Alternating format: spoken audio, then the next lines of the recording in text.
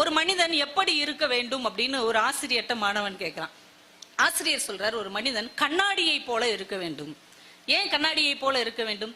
எல்லாவற்றையும் பார்த்து கொண்டிருந்தாலும் எதையும் தனக்குள் பதிவு செய்யாத ஒரு கண்ணாடியை போல் ஒரு மனிதன் இருக்க வேண்டும் என்று அந்த ஆசிரியர் சொல்லியிருக்கிறார். நம்ம வாழ்க்கையில நம்மளை சுத்தி எவ்வளவோ நிகழ்வுகள் நடந்துட்டே இருக்குது.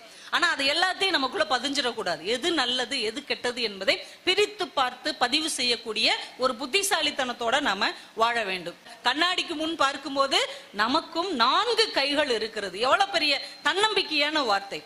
உனக்கு நீயே தான் கைகுடுக்கிக் கொள்ள வேண்டும், உனக்கு நீயே தான் அரவணைத்துக் கொள்ள வேண்டும், உன்னை நீயே தான் தட்டி கொடுத்து கொள்ள வேண்டும். அதனால் தான் கண்ணாடிக்கு முன்னால் நிற்கும் போது உனக்கு 4 கைகள் என்று தேவதச்சன் நமக்கு அந்த கவிதை மூலமாக சொல்லுகிறார்.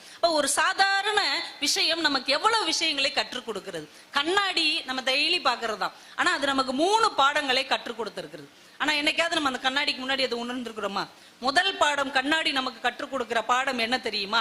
நாம முன்னாடி நின்னோம்னா நம்ம குறைகளை அப்படியே சுட்டி காட்டும். கூட்டியும் காட்டாது, குறைச்சும் காட்டாது. என்ன குறையோ அதை அப்படியே காட்டும். இது மூலமா நமக்கு என்ன தெரியுது? நம்ம சொந்தக்காரங்கிட்டையோ நண்பர்கள்ட்டையோ ஒரு குறை இருந்தா உள்ளதை உள்ளபடியா சுட்டி காட்டணும். ஏற குறைய சொல்லி ஐயோ நீ இப்படி பண்ணிட்டியா அவ்வளவுதான் உன் ஜோலியே முடிஞ்சு போச்சு அப்படிலாம் எக்ஸ்ட்ரா ஃபிட்டிங் போடாம இதுதான் உன் குறை, இதை நீ சரி செஞ்சுக்கிட்டா நல்லது அப்படின்னு உள்ளதை உள்ளபடி மட்டுமே சுட்டி காட்ட வேண்டும் என்பது கண்ணாடி நமக்கு கற்றுக் கொடுக்கிற முதல் பாடம். 2வது பாடம் நமக்கு என்ன தெரியுமா? கண்ணாடிக்கு முன்னாடி நிற்கும் போது மட்டும்தான் அது நம்ம குறைகளை காட்டுமே தவிர கண்ணாடியை விட்டு நகர்ந்த உடனே அது மௌனமாக இருக்கும். ஒரு மனிதனுடைய குறையை சுட்டி காட்ட வேண்டும் என்றால் அவனுக்கு முன்னால் மட்டும்தான் சுட்டி காட்ட வேண்டும். அவன் இல்லாத போது முதுகுக்கு பின்னால் பேசக்கூடாது என்பது கண்ணாடி நமக்கு கற்றுத்தருகிற 2வது பாடம். 3வது பாடம் என்ன தெரியுமா?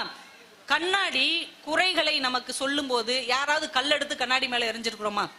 நீ எப்படி என் மூஞ்சை இப்படி காட்டலாம் அப்படின்னு கண்ணாடி மேல ஓங்கி ஒரு குத்தி இருக்கோமா? கோவப்பட்டிருக்கோமா? எரிச்சல் பட்டிருக்கோமா? அது மாதிரி தான் யாராவது நம்முடைய குறைகளை சொன்னால் இவன் தாண்டா சினிமால வர்ற நம்பியார் மாதிரி முறைக்க கூடாது, எம்மன் ராஜத்தை பார்த்த மாதிரி பார்க்க கூடாது.